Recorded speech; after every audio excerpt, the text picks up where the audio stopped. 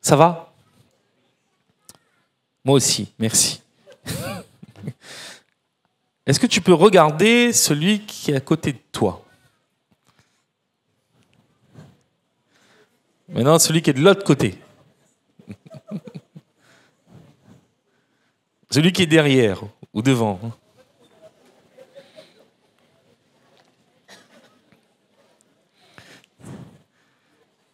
Qu'est-ce que tu vois quand tu le regardes ou tu la regardes, cette personne?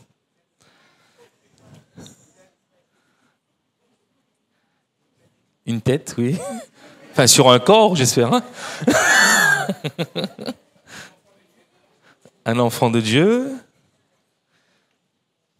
C'est qui cette personne? Ah, c'est votre sœur, c'est votre frère. Alléluia. Alléluia. On est frères et sœurs. J'ai oublié de saluer les ados. Vous êtes là, les ados? Ne vous inquiétez pas, on va rien salir ce matin.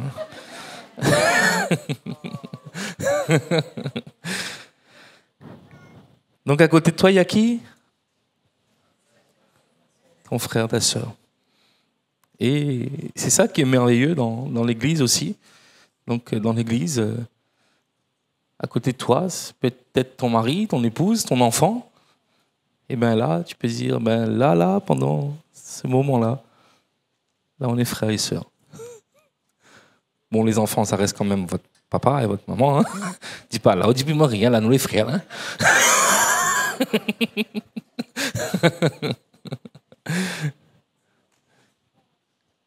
Nous pouvons nous appeler frères et sœurs, ça c'est bien. Et c'est une grâce, c'est une bénédiction. Je salue également donc, ceux qui nous suivent sur les réseaux. Donc, que le Seigneur puisse vous bénir. Et j'ai peut-être un petit mot pour vous, pour ceux qui peut-être nous suivent sur les réseaux, parce que vous avez de l'amertume dans votre cœur et vous n'êtes plus en mesure de côtoyer une communauté. Je peux vous assurer, en ce moment, ce n'est pas la bonne décision. Priez le Seigneur et mettez-vous en contact avec la page que vous êtes en train de voir sur YouTube ou sur Facebook pour rejoindre une communauté des chrétiennes, parce que le Seigneur ne veut pas qu'on vive une foi virtuelle. Le Seigneur qui est mort pour nous sur la croix, il était bien réel. Alors approche-toi d'une église et même si tu as de l'amertume, de la colère ou de l'incompréhension, nous avons avec nous le Dieu de paix. Alors approche-toi du Seigneur et je suis persuadé que le Seigneur va t'aider, va t'encourager. C'est une grâce et une bénédiction d'être frères et sœurs. Et sans le Seigneur, peut-être que nous ne nous serions même pas connus. Encore moins parlés et encore moins aimés.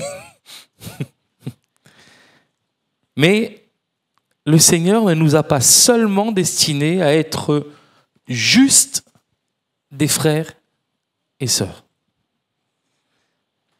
Le Seigneur nous permettra, si nous le souhaitons, de pouvoir être plus qu'un frère ou qu'une sœur.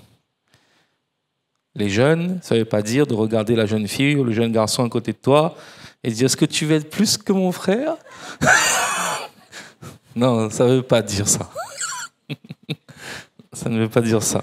Bon, peut-être dans l'avenir, hein, on ne sait pas. Mais ce matin, c'est pas ça. Nous allons voir ce matin, au travers des écrits que nous avons sur un homme de la Bible, que cet homme n'était pas juste un frère. Et l'objectif étant de prendre exemple sur cet homme et les situations qu'il a traversées afin de pouvoir l'imiter dans notre vie et pouvoir atteindre l'objectif du Seigneur. Alors on va lire ensemble dans Philippiens au chapitre 4.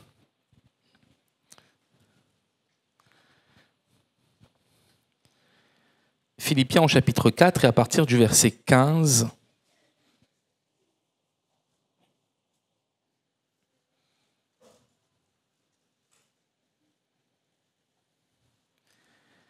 Il est écrit, vous le savez vous-même, Philippiens, au commencement de la prédication de l'Évangile, lorsque je partis de la Macédoine, aucune église n'entra en compte avec moi pour ce qu'elle donnait et recevait. Vous fûtes les seuls à le faire, car vous m'envoyâtes déjà à Thessalonique à 2 reprises, de quoi pourvoir à mes besoins. Ce n'est pas que je recherche les dons, mais je recherche le fruit qui abonde pour votre compte. J'ai tout reçu, et je suis dans l'abondance. J'ai été comblé de biens en recevant par Épaphrodite ce qui vient de vous comme un parfum de bonne odeur, un sacrifice que Dieu accepte et qui lui est agréable. Et mon Dieu pourvoira à tous vos besoins selon sa richesse avec gloire en Jésus-Christ. À notre Dieu et Père soit la gloire au siècle des siècles. Amen. Lors de son deuxième voyage missionnaire, Paul a vu donc en songe, en rêve, un Macédonien qui le suppliait de venir annoncer l'évangile dans son pays. Et donc, Paul est parti et il a prêché l'évangile pour la première fois en Europe. Donc, il est passé par Néapolis, par Philippe, par Amphipolis, par Apollonie, pas Apollonia, hein, Apollonie, Thessalonique, Bérée. Et quand Paul quitta ces lieux, qu'est-ce qui se passe? Silas et Timothée ont poursuivi son œuvre. Qu'est-ce qu'on voit dans ce petit passage qu'on vient de lire? Que Paul, quand il a commencé cette œuvre de la Macédoine, dans la Macédoine, qu'est-ce qui s'est passé? Il avait quitté Philippe, la ville de Philippe.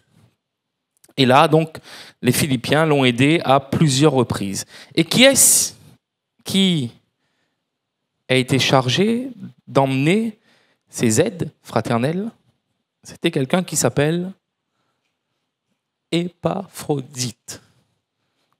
Épaphrodite. Vous savez ce que ça veut dire?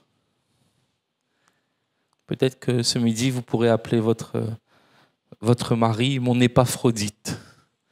Vous savez ce que ça veut dire? Ça veut dire aimable, charmant. Aimable, charmant. C'est aussi peut-être un prénom pour ceux qui attendent un heureux événement. Épaphrodite. Bon, ça va être compliqué pour lui à l'école d'écrire ce nom. Mais Épaphrodite, on ne sait pas grand-chose de lui. Mais ce qu'on sait est suffisant. Est suffisant. Comment Paul définit cet homme? Pour Paul, qui est Épaphrodite? On va le voir dans Philippiens, donc au chapitre 2 et au verset 25, à partir du verset 25.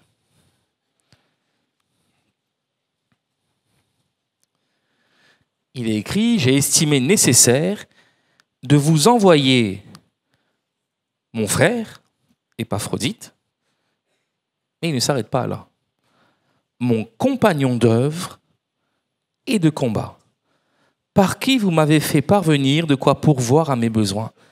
Car il désirait vous voir tous, et il était fort en peine de ce que vous aviez appris sa maladie.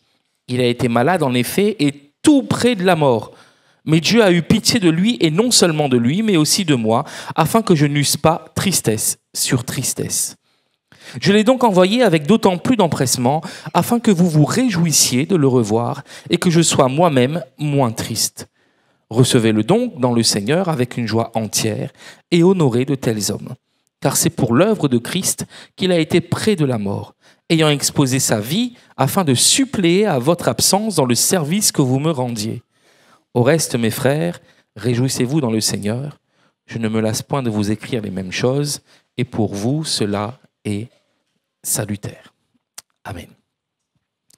Comment est-ce que Paul définit ce frère Épaphrodite? Il va utiliser 3 termes. On vient de le lire, verset 25. Mon frère, mon compagnon d'œuvre et mon compagnon de combat. Est-ce que nous sommes frères? À l'Église, on s'appelle frères et sœurs. Est-ce que nous réalisons que nous sommes du même sang? Le sang de Christ. De la même famille. La famille de Dieu. L'Église n'est pas une organisation humaine, ni une association caritative, culturelle ou ce que vous voulez. Ça, c'est pour s'adapter aux règles de la société. L'Église, c'est la famille de Dieu. c'est l'épouse de Christ. Est-ce que tu considères réellement celui qui est à côté de toi comme ton frère, comme ta sœur? Parfois, certaines personnes disent « Ah, moi, je n'entends pas trop avec lui. Nous ne s'en y accordons pas. Nous ne s'en y accordons pas. » Ça, c'est la chair, ça. Parce que en Jésus, là, le sang qui nous recouvre, c'est le sang de Jésus. Et en tant que chrétien, on ne peut plus dire ça. Nous ne s'en y accordons pas. Parce que si le sang qui coule sur ma vie, c'est le sang de Christ, et si le sang qui coule sur ta vie, c'est le sang de Christ, est-ce que je peux dire nous ne s'en y accordons pas? Ça va s'accorder. Ça va s'accorder. Il y a un frère, pasteur, qui est venu prêcher à la Ravine des Cabris il n'y a pas longtemps. Et il a dit, un jour, un frère est venu le voir avec un caractère fort. Il a dit, ah ben oui, mon frère, pourquoi vous venez comme ça, hein? On a le sang chaud. Alors, le frère lui a répondu, il dit, moi aussi, on a le sang chaud, mais Jésus l'a fait dire. Jésus l'a fait dire. Est-ce que nous sommes recouverts du sang de Jésus? Est-ce que nous nous considérons comme frères, comme sœurs? Épaphrodite considérait Paul comme son frère. Je ne sais pas exactement comment ça s'est passé, mais j'imagine les choses comme ça. À Philippe, Paul est resté quelque temps là, et il y a eu cet attachement avec cette église. Et Paul a dû aller donc accomplir le ministère. Et il y a eu une première fois où là, l'église de Philippe a dû se rassembler et dire, bon, Paul est parti, là, il y a des besoins. Oui, c'est vrai qu'il peut travailler, qu'il peut construire des tentes, il fait ça très bien, il pourra avoir un peu d'argent s'il veut, mais il est parti pour l'œuvre de Dieu. Alors, on va faire ce qu'on peut pour que lui, il puisse travailler pour l'œuvre du Seigneur. Alors, ils ont dû se voir entre eux et dire, alors, qu'est-ce qu'on donne, qu'est-ce qu'on envoie? Et tout ça, et ils ont fait un petit chargement qu'ils ont mis dans je ne sais pas quoi d'ailleurs, un petit char avec un âne ou un cheval ou un chameau, je ne sais pas exactement.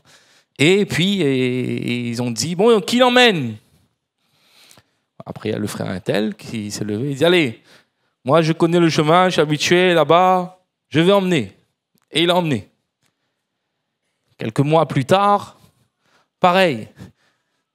Quelqu'un a dû arriver à Philippe, il dit, ma trouve Paul, n'a plus rien, là il est obligé de travailler et tout ça, donc il perd beaucoup de temps pour travailler, et du coup il ne vient pas trop prêcher l'évangile, moins le temps qu'avant. Et là ils se sont dit, ah ben il faut nous refaire une petite collecte pour lui. Comme ça nous emmène des choses pour lui manger et tout ça. Et là pareil, qui emmène quoi? Moi il me donne ça, moi il me donne ça. Moi, il me donnait un bœuf, moi, il me donnait un cochon. Non, pas cochon. Ça, c'est la réunion, ça. Et là, pareil, qui emmène? Ah, l'autre frère dit, ah, où ça, il est là-bas? Oui, là-bas, mais il connaît. Il y a quelqu'un qui habite là-bas. Mais ça va. Et puis, quelques mois passent, et là, une troisième fois. Une troisième fois, pareil, la même situation. Et là, la question se pose, qui emmène? Et là, il y a un frère qui se lève, Épaphrodite, qui dit, je vais emmener. Parce que Paul, c'est mon frère. Je ne sais pas combien de temps ça va prendre, ça va prendre peut-être 1 mois, 2 mois pour faire l'aller-retour. Ça a pris un peu plus, à mon avis, parce qu'il est tombé malade, on le verra dans un petit instant. Et il a mis de côté un petit peu sa vie pour pouvoir subvenir aux besoins de Paul. Le frère s'inquiète au sujet de notre quotidien. Alors, on peut refaire le même exercice. Regardez la personne à côté de vous et posez-vous la question maintenant. Est-ce que je m'inquiète du quotidien de la personne qui est à côté de moi. Posez-vous juste la question. Au fait, dans quoi il travaille? Où ça y habite lui? J'aime bien les petites églises. J'aime aussi les grandes églises. Hein. Quand j'étais à Sillaos, c'était vraiment très familial. Et ce petit côté familial est simple. Simple. Tout le monde connaît où tout le monde habite. C'est peut-être pas grand-chose, hein, c'est normal. Hein, mais ça représente bien ce qu'est une famille. Ce qu'est une famille. Et il ne veut pas dire, allez, demande clairement la liste de toutes les adresses de tout le monde. Au moins notre quartier, peut-être. Notre quartier. Mais ça montre quoi? Qu'on s'inquiète les uns des autres. Cette société est en train de nous pousser à l'individualisme et à ne penser qu'à nous. Et à ne vivre que des moments pendant 1 heure ou 2 heures. Et après, c'est fini. Est-ce que nous nous inquiétons les uns des autres? Paul n'était pas celui qui se plaint. Hein. Il n'était pas celui qui se plaint. C'est parce qu'il y a des gens qui le côtoyaient, qui ont connu ses besoins. Le frère s'inquiète au sujet de notre quotidien. Le frère n'hésite pas à se déplacer pour pourvoir à notre besoin. Il n'hésite pas. Vous le faites pour les gens de votre famille. Vous le faites. C'est votre frère, votre papa, votre cousin vous appelle. Là, il est embêté, là, mon rôle est PSC, il m'a pas un roue de secours, est-ce que vous gagnez du travail? Moi, tout de suite. On vient. Pourquoi? Parce que c'est la famille. Parce que c'est la famille. Et Épaphrodite s'est déplacé pour pourvoir à ce besoin. Est-ce que nous nous déplaçons pour nous assister les uns les autres dans un besoin ponctuel? C'est ça, être frère. Ça ne s'arrête pas. Oh, bonjour mon frère, bonjour ma soeur, au revoir mon frère, au revoir ma soeur. C'est une vie, c'est un lien qui est là. Le frère Épaphrodite ne veut pas être un sujet d'inquiétude pour sa famille. Qu'est-ce qui s'est passé? Le verset 26, chapitre 2, nous dit « Il désirait vous voir tous et il était fort en peine de ce que vous aviez appris sa maladie. » Qu'est-ce qui se passe? Épaphrodite est parti voir Paul et puis il est tombé malade. Il est tombé malade, mais presque à la mort. Presque à la mort. Et là, donc, certainement quelqu'un est passé, a vu Paul et Épaphrodite. Il a vu Épaphrodite qui était mal en point. Et après, il est reparti à Philippe. Et en arrivant à l'église de Philippe, ils ont dit, il a dit, Épaphrodite que vous avez envoyé là. Je ne sais pas s'il est encore vivant à l'heure que je vous parle. Hein. Parce qu'il était malade. Hein. Parce qu'il était bien malade. Et là, toute l'église était attristée. Certainement, ils ont dû se dire, aïe, aïe, aïe, on était un peu fragile, on n'aurait pas dû envoyer Ali. On aurait dû envoyer Ali avec un autre monde. Ben là, il est parti, il s'est mort là-bas. Et toute l'église était inquiète. Et lui, quand il a appris que l'église a appris, lui aussi, il était inquiet. Et il ne voulait pas être un sujet d'inquiétude pour son église. Pour son église. Est-ce que ça nous impacte tout ça? Aujourd'hui, quel est le lien que nous avons avec l'Église, avec la famille? Parfois, des gens qu'on appelle frères, sœurs, tout d'un coup, ils disparaissent. Ils disparaissent et après, à l'Église, on se pose des questions. On se dit, il est devenu quoi, lui? Il est où? Ils sont où? On ne les voit plus. Qu'est-ce qui se passe? Et ils ne réalisent pas qu'ils sont un sujet d'inquiétude pour l'Église. Pour l'Église. Et parfois, je trouve ça bien, parce que ce n'est pas une obligation. Mais il y a des personnes qui viennent nous voir et qui disent « Ah, pasteur, inquiète pas, annonce bien à l'église, parce que là, nous, ça va avoir les enfants en métropole pendant 2 mois. Inquiète pas si les autres ne voient pas nous. » Pour eux, l'église compte. L'église compte, parce que c'est leur famille. Parce que c'est leur famille. Inquiète pas. Si vous ne voyez pas pendant 1 mois, 2 mois, vous inquiétez pas, je suis là-bas. Et je continue à prier pour vous et vous continuez à prier pour moi. Mais si on ne se considère pas comme une famille, qu'est-ce qui se passe? On va dire, ah non, mais dis pas rien, personne, moi.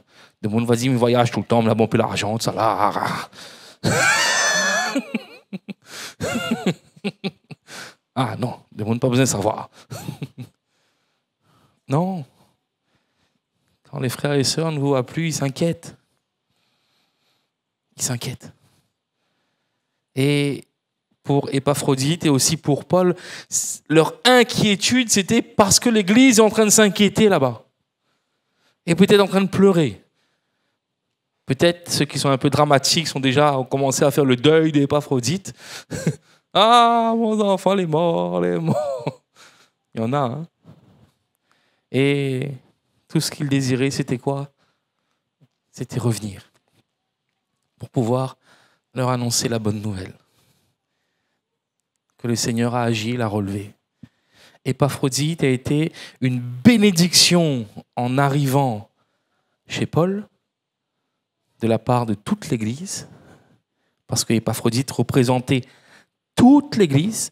Chapitre 2, verset 25, vous le voyez, hein. Donc c'est écrit « Ayant exposé sa vie afin de suppléer à votre absence dans le service que vous me rendiez ». Ça veut dire quoi? Ça veut dire, Paul est en train de dire « Vous n'étiez pas là, vous, l'Église de Philippe, mais Épaphrodite était là pour vous.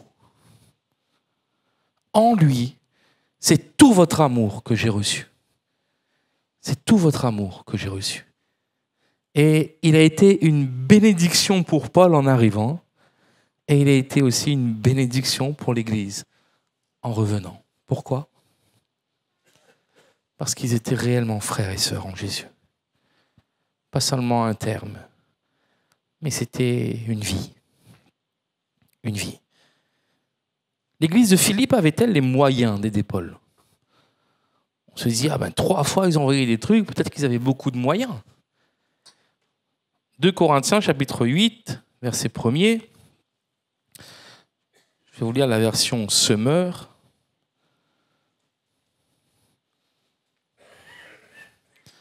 Je crois que c'est Semeur. Ok, ouais, c'est la Semeur, c'est la même. Nous voulons vous faire connaître, frères, la grâce que Dieu a accordée aux églises de Macédoine. Elles ont été mises à l'épreuve par de multiples détresses, mais les croyants, animés d'une joie débordante et malgré leur extrême pauvreté, ont fait preuve d'une très grande générosité. Ils sont allés jusqu'à la limite de leurs moyens et même au-delà. J'en suis témoin. Spontanément et avec une vive insistance, ils nous ont demandé la faveur de prendre part à l'assistance destinée à ceux qui, à Jérusalem, appartiennent à Dieu. Dépassant toutes nos espérances, ils se sont tout d'abord donnés eux-mêmes au Seigneur et ensuite, conformément à la volonté de Dieu, ils se sont mis à notre disposition. Les chrétiens de Philippe n'avaient pas beaucoup de moyens, hein. Ils étaient très pauvres. Mais dans leur cœur, ils étaient très riches. Attention à ce que nous devenions l'inverse. Très riches dans nos moyens, mais très pauvres dans notre cœur. Très pauvres dans notre cœur. Est-ce que nous nous inquiétons de ceux que nous appelons frères et sœurs, de leur quotidien, de leurs besoins, de leurs difficultés? Est-ce que nous avons un cœur rempli d'amour pour aider les autres? Est-ce que nous sommes réellement une famille? Si Paul appelle Épaphrodite mon frère, il l'appelle aussi comment? Donc chapitre 2, verset 25, mon compagnon d'œuvre. Littéralement, celui avec qui je partage l'œuvre, le travail pour Dieu. celui avec qui je partage le travail pour le Seigneur. Dans l'Église et dans les églises du monde entier, nous sommes tous frères et sœurs. Mais nous ne sommes pas tous des compagnons d'œuvre. Pourquoi? Parce que pas tout le monde sert le Seigneur. Certains ont fait des statistiques et ils ont estimé que dans les églises en France et aussi dans le monde, l'église évangélique, ceux qui servent le Seigneur dans l'église, c'est environ entre 10 et 30%. Donc les frères et sœurs, il y en a beaucoup. Les compagnons d'œuvre, il y en a déjà un petit peu moins. Mais Paul définit Épaphrodite pas seulement comme un frère. Il dit Épaphrodite, c'est mon frère, oui. Mais il a encore un truc en plus.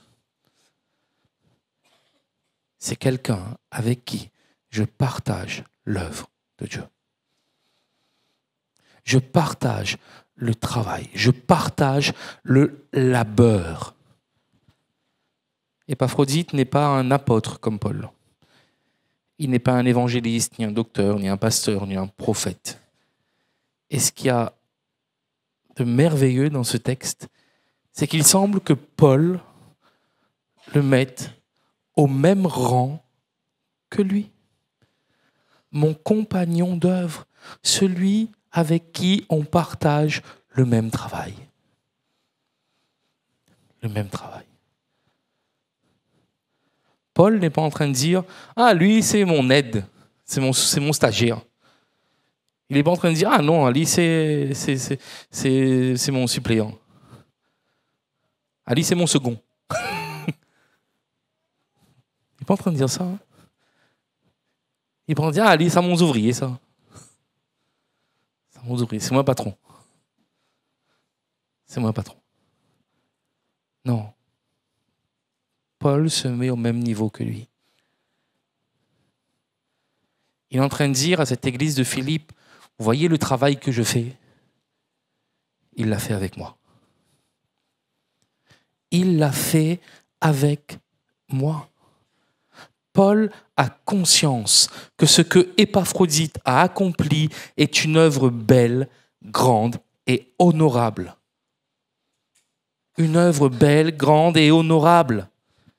Et on le voit ensuite au verset 29, qu'est-ce qu'il dit à son église? Parce que peut-être que l'église ne réalisait pas ce qu'il y avait au milieu d'elle. Qu'est-ce qu'il dit à l'église? Recevez-le donc dans le Seigneur avec une joie entière. Et quoi? Et honorez de tels hommes. Si on regarde juste cette phrase, on dirait que cette église, il ne connaît pas ce qui se bouge là. C'est celui qu'eux-mêmes ils ont envoyé.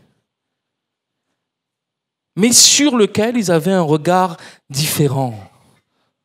Pour eux, c'était Paul et Épaphrodite. Et Épaphrodite.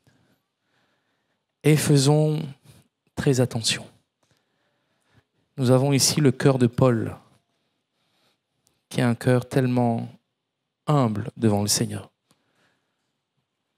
Il ne vient pas dire à Épaphrodite, ah, c'est bien, ah, où c'est mon livreur? Ah, où c'est mon livreur?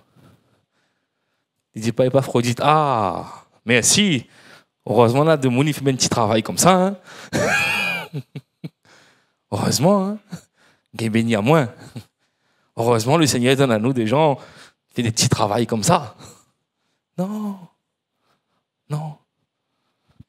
Il ne dit pas ça. Il dit mon compagnon d'œuvre. Mon compagnon d'œuvre. Et à nous de faire très attention. Pourquoi? Parce qu'il y a des services, des œuvres pour le Seigneur qui, humainement, sont mises plus en avant ou parfois même plus en hauteur et parfois même encore plus haut. Encore plus haut.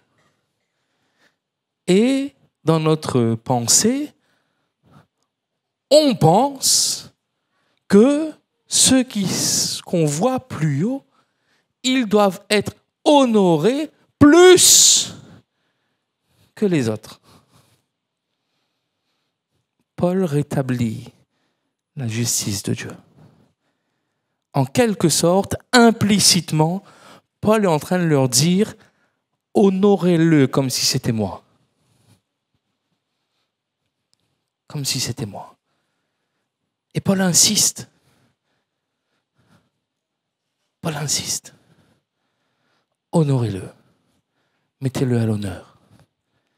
Et parfois, malheureusement, parce que nous sommes humains, parce que nous vivons dans cette société, parce que l'homme regarde à ce qui frappe les yeux, nous, on va mettre souvent à l'honneur seulement ceux qu'on voit le plus, seulement ceux à qui le Seigneur a donné des fonctions quand même importantes, de prédication, avec un ministère ou autre. C'est bien, continuez à honorer votre pasteur et tout ça. C'est bien, on est là parfois, à la fin du culte, on vient voir le pasteur, merci parce que tu m'as béni. On vient voir le chantre et les musiciens, merci parce que vous m'avez béni. Mais c'est rare, on va voir le frère du service d'ordre pour dire merci parce que tu m'as béni aujourd'hui. Hein. C'est rare, on va voir la sœur, les frères et les sœurs qui font nettoyage pour leur dire merci hein, parce que tu nous as bénis, ça t'est sale, là. C'est rare, à la fin, on dit à la personne qui nous a accueillis à l'entrée, merci parce que tu m'as béni, tu m'as accueilli, tu m'as fait un beau sourire. C'est rare, on va voir les sœurs à la bibliothèque, merci parce que tu m'as béni, merci parce que tu m'as inscrit pour le camp de jeunesse, pour le camp des aînés, pour le camp des frères bientôt. Donc, et on met à l'honneur certaines personnes et on oublie d'autres. On oublie d'autres. Paul vient rappeler à cette église qu'aucun travail n'est vain dans le Seigneur. Le Seigneur donne ce qu'il veut à qui il veut. La récompense pour celui qui a eu un talent, qui en a eu 3 ou qui en a eu 4, qui en a eu 10, c'est la même. C'est la même. Le salaire pour celui qui a travaillé 12 heures dans la journée et celui qui a travaillé que 1 heure, à la fin, c'était le même. C'était le même. Et nous, humainement parlant, on a du mal à accepter ça. On a du mal à accepter ça. Et humainement parlant, parfois on est là dans l'église et on met à l'honneur certaines personnes et on oublie de mettre d'autres aussi à l'honneur. Ça ne veut pas dire qu'il ne faut plus mettre à l'honneur ces personnes qu'on met à l'honneur aujourd'hui. Ça veut dire juste qu'il y en a d'autres autour de nous, si on sait les regarder, qu'il faut honorer autant. Honorer de tels hommes, dit Paul. Et pourtant, peut-être humainement parlant, on va dire, il n'a pas fait grand-chose, il a fait juste livreur. Il a fait juste livreur. Non. Nous servons le Seigneur. Qui que tu sois, tu sers le Seigneur. Il n'y a pas de petit travail dans le Seigneur. Chaque œuvre pour le Seigneur est une œuvre belle, une œuvre grande, une œuvre merveilleuse, une œuvre honorable. Alors oui, continuez à bénir, à honorer, à remercier vos pasteurs, vos prédicateurs, vos chantres, vos choristes. Continuez à le faire parce qu'ils servent le Seigneur. Mais demandez au Seigneur de vous éclairer sur tous les autres qui servent aussi. Je suis sûr, la plupart d'entre vous, vous n'avez même pas c'est qui nettoie la salle. Vous savez même pas. Vous savez même pas. Et pourtant, si ces personnes-là sont pas là, c'est pas pareil. Hein, c'est pas pareil. Rétablissez l'équilibre. Nous servons le Seigneur. Et nous qui avons une position différente, demandons au Seigneur aussi de nous garder humbles et de garder notre regard comme le sien. De ne jamais avoir une condescendance, Ne jamais penser que parce que le Seigneur nous a donné une fonction, que nous sommes meilleurs ou au-dessus des autres. Non. Paul considérait Épaphrodite d'égal à égal. Mon compagnon d'œuvre. Combien de compagnons d'œuvre vous avez dans l'Église? Il n'y en a pas beaucoup. Mais priez ensemble. Priez ensemble. En début d'année, j'ai encouragé toutes mes équipes avec leurs responsables d'avoir au moins un moment de prière ensemble en équipe. Que ce soit le service d'ordre, que ce soit l'accueil, que ce soit le nettoyage. Les compagnons d'œuvre. Priez ensemble. Vous travaillez ensemble dans le service pour le Seigneur. Priez aussi ensemble. Priez ensemble. Le Seigneur va vous faire du bien. Paul appelle Épaphrodite son compagnon d'œuvre, son frère. Mais il ne s'arrête pas là. Comment est-ce qu'il appelle aussi Épaphrodite mon compagnon de combat? Mon compagnon de combat. Louis II a traduit mon compagnon d'œuvre et de combat, mais en fait, littéralement, c'est deux mots différents. C'est mon compagnon d'œuvre et mon compagnon de combat. Compagnon de combat. Littéralement, c'est celui qui partage avec moi le combat que je mène. Si on a énormément de frères et sœurs, tout le monde, on est frères et sœurs en Christ, si on a un peu moins de compagnons de combat, je peux vous assurer, non, de compagnons d'œuvre, je peux vous assurer, les compagnons de combat, ça y en a encore moins. Il y en a encore moins. Ça, c'est rare. C'est très rare. Et là, Épaphrodite rentre dans le cercle fermé des compagnons de combat de Paul. Des compagnons de combat de Paul. Épaphrodite, avec lui pendant un temps, a partagé le combat que lui-même, il mène. Quand on n'est pas avec quelqu'un, physiquement, on ne peut pas comprendre ce qu'il vit. Oui, l'Église, on est là, on entend des requêtes de prière parce qu'on est frère, parce qu'on est sœur, et parce qu'on est frère et parce qu'on est sœur, on prie pour nos frères et nos sœurs. On prie. Continuez à le faire. Notez les sujets de prière quand il y a des requêtes. Notez pour que vous puissiez continuer à prier. Mais nos frères et nos sœurs qui sont en train de vivre un combat, que ce soit dans leur santé, que ce soit dans leur situation professionnelle, que ce soit dans leur couple, que ce soit avec leurs enfants, que ce soit avec leur voisinage, que ce soit donc avec des conflits avec la justice ou autre chose, ils sont dans un combat. Les sujets de prière arrivent, les requêtes arrivent, nous prions pour eux. Mais parmi nous, qui sont les compagnons de combat? Les compagnons de combat, on n'a pas besoin de les appeler. C'est eux qui viennent. Parce qu'on ne mendie pas le combat. Il faut que ça vienne d'un cœur qui comprend les choses. Paul n'a pas demandé Épaphrodite. Paul n'a même pas demandé à l'église de Philippe de l'aider. C'est eux qui avaient à cœur de l'aider. Et parmi eux, Épaphrodite avait à cœur d'aller au secours de Paul. Et il est devenu, le frère est devenu le compagnon de combat. En étant auprès de Paul pendant quelque temps, on ne sait pas exactement combien de temps, le temps de sa maladie, je pense, combien de temps ça a duré, on ne sait pas. Il a partagé le combat de Paul.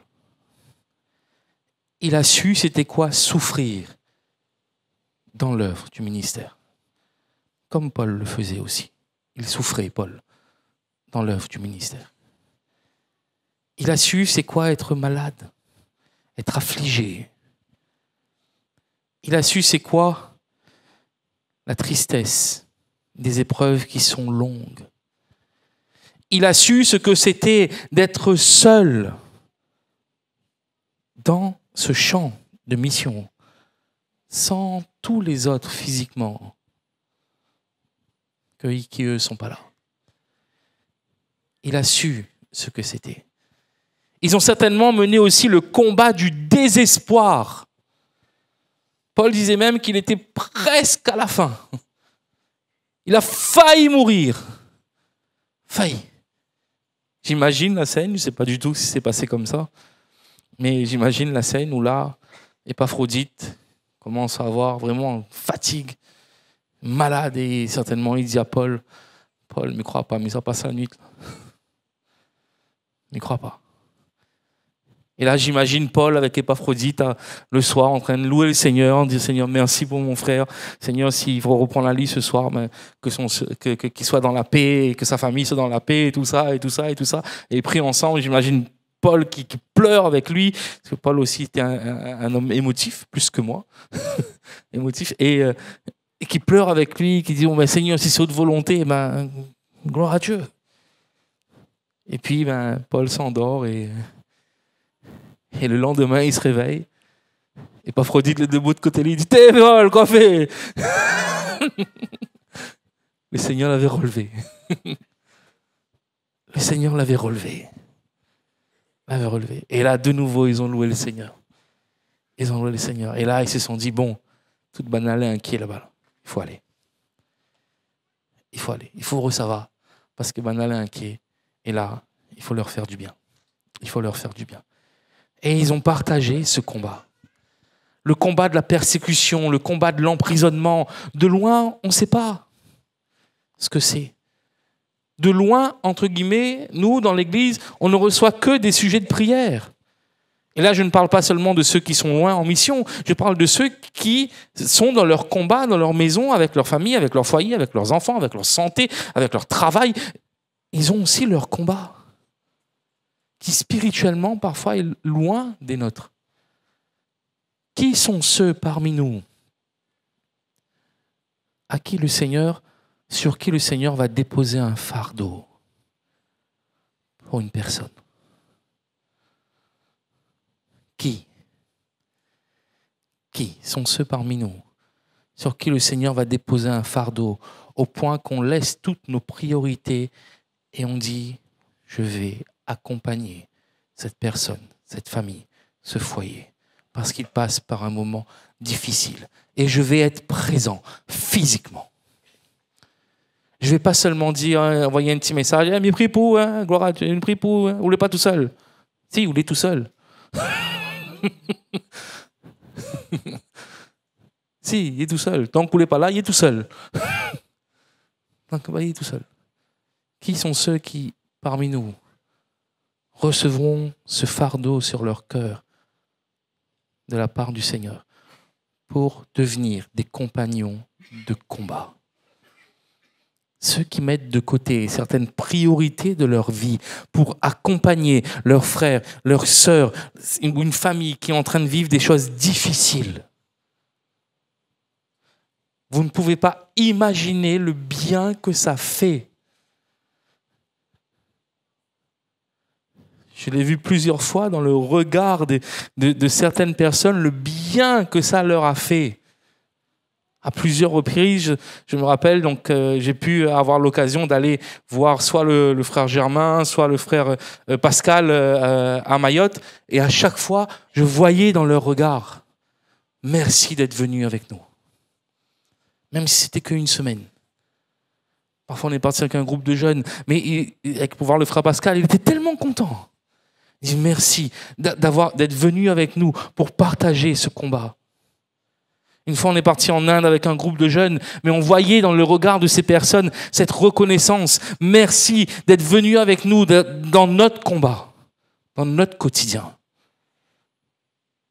Et vous ne savez pas à quel point on est une bénédiction pour ceux qui sont dans des combats. Mais avant d'aller loin, regardons ici même. Y a-t-il pas des familles au sein de l'Église qui ont des combats, peut-être dans leur couple, peut-être avec leurs adolescents ou leurs enfants, peut-être professionnellement, peut-être dans leur santé, et qui ont besoin de vous. Qui ont besoin de vous. Pas pour venir un jour et après revenir dans 3 mois, mais pour porter avec eux le combat au quotidien. Et je vais vous dire un secret, ça, votre pasteur ne peut pas le faire.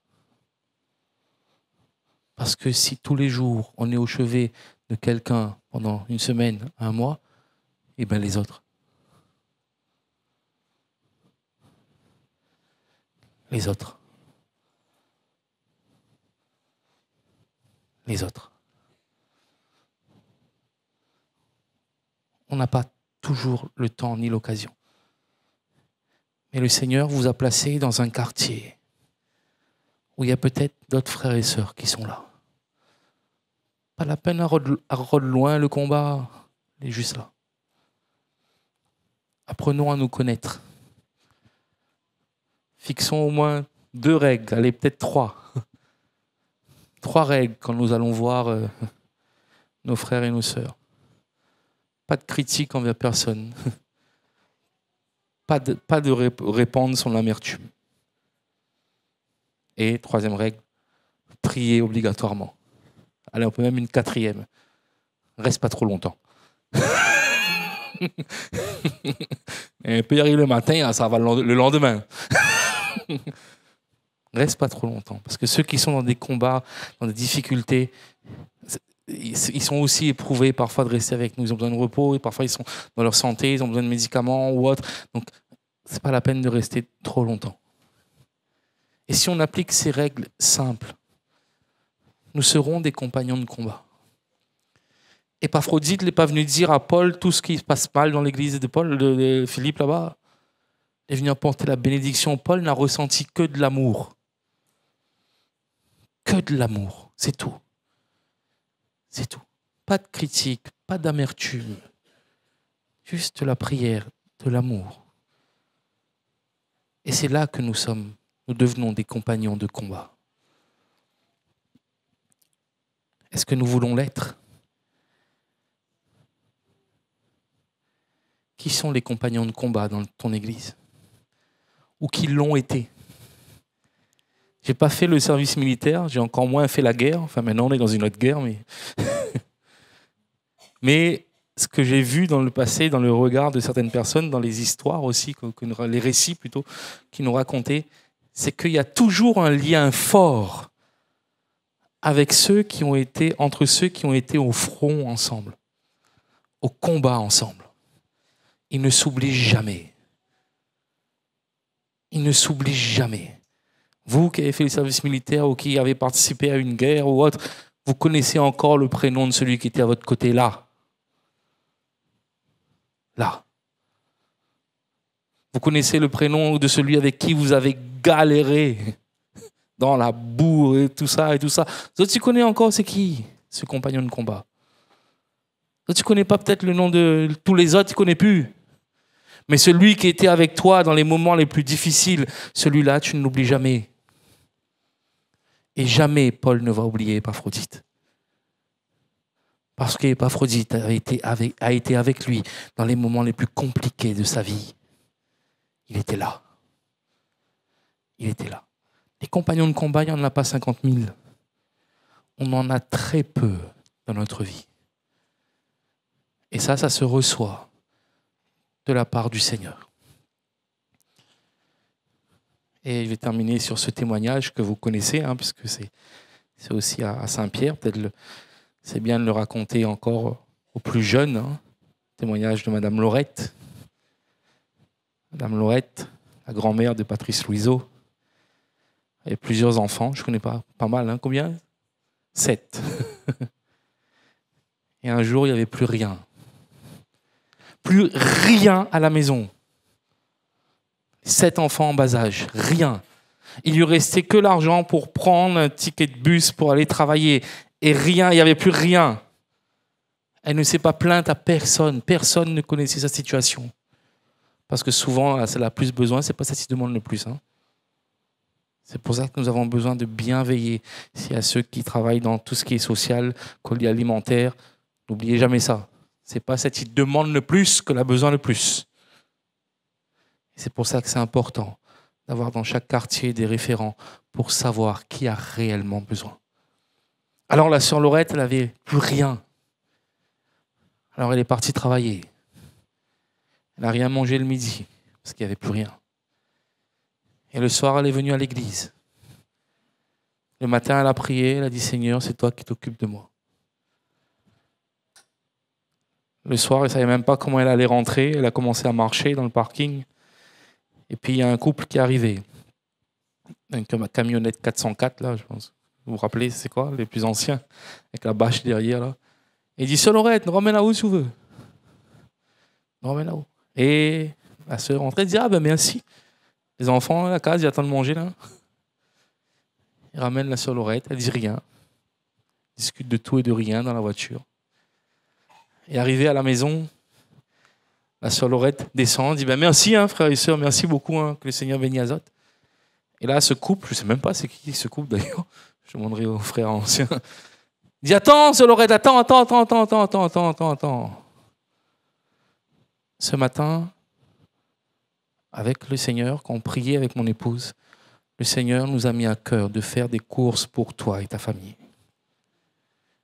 Et ils l'ont emmené derrière la camionnette. Ils ont ouvert la bâche. C'était rempli. C'était rempli. Alors imaginez les enfants.